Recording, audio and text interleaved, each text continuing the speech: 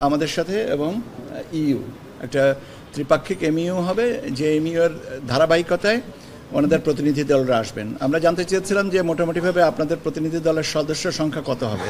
তো আমাদেরকে যে ধারণা দিয়েছেন সেটা হচ্ছে 150, 150 মতন আসবেন।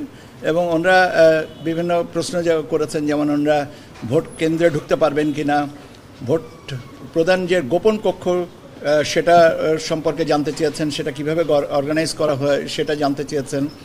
তারপরে আপনার ভোট কাউন্টিংয়ের সময় থাকতে পারবেন কিনা, এই সমস্ত জিনিসগুলো করেছেন। এবং ওনারা মোটামুটিভাবে ওনারা আসতে চান শিডিউল ঘোষণার সময় থেকে ওনারা আসবেন বিভিন্ন পর্যায়ে। সবাই যে একসাথে 150 জন আসবেন তা না, বিভিন্ন পর্যায়ে ওনাদের প্রতিনিধি দল আসবেন এবং নির্বাচনের শেষ পর্যন্ত যেটা জানতে চেয়েছিলেন সেই ক্ষেত্রে আমরা বলেছি যে নির্বাচন শেষ হওয়া বলতে বোঝায় আমরা গেজেট নোটিফিকেশন পাবলিকেশন পর্যন্ত আর তারপরে আমরা কিভাবে রেজাল্ট পাবলিশ করি আমরা, এবং এই রেজাল্টের তথ্যগুলো আমাদের ওয়েবসাইটে থাকে কিনা ইত্যাদি ইত্যাদি। এগুলো মূলত ওনারা গেছিলেন রংপুরে এবং চিটাগংয়ে।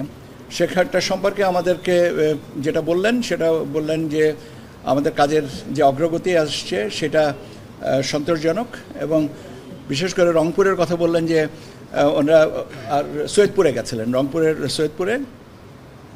তো আমরা বললাম যে আমাদের ভোটার তালিকা এবার আপডেট করার ব্যাপারে, এবং 31শে অক্টোবর পর্যন্ত আর একটা ভোটার তালিকা আমরা প্রকাশ করব, এবং সেটার পরে সম্পর্কে জানতে চাইলেন যে 31শে অক্টোবর কেন, এটা অন্য কোনো ডেট না কেন। তো আমরা যুক্তিটা বললাম যে আমরা নতুন ভোটারদের নিতে চাই, ভোটের শিডিউল ঘোষণার আগে আমাদের ভোটার তালিকা কনফার্ম করতে হয় ইত্যাদি ইত্যাদি।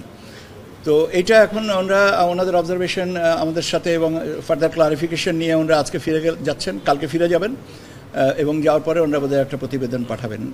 এই তো বছরে আমাদেরকে ওনারা এমওইউ এর একটা ড্রাফট দিয়ে গেছেন, যে ড্রাফটটা নিয়ে আমরা পর্যালোচনা করে এই ড্রাফটটা সাইনিংয়ের ব্যাপারে আগাবো। আমাদের কোনো অবজারভেশন থাকলে আমরা এদেরকে জানাবো যে আমাদের এই অবজারভেশন আছে, আর যদি না থাকে তাহলে যা আছে সেটা অনুযায়ী এটা হবে। পর্যবেক্ষণ দল এটা 150 জন, কিন্তু সবই 150 জনই যে একসাথে আসবে তা না, হয়তো 10 জন আসবে, তারপরে হয়তো ফিরতে যাবেন। এখন ওনাদের ক্যাপাসিটিতে এটাকে অর্গানাইজ করবেন, কাজে 150 জন ইন অল।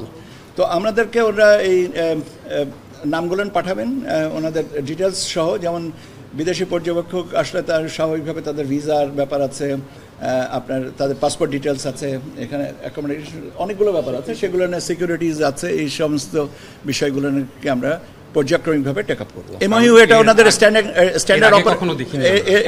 ওনাদের স্ট্যান্ডার্ড অপারেটিং প্রসিডিওর আমাকে বলেছেন, যে এটা একটা ওনাদের এসওপি, সেই অনুযায়ী আমাদেরকে এমইউ এর একটা খসড়া দিয়ে গেছে।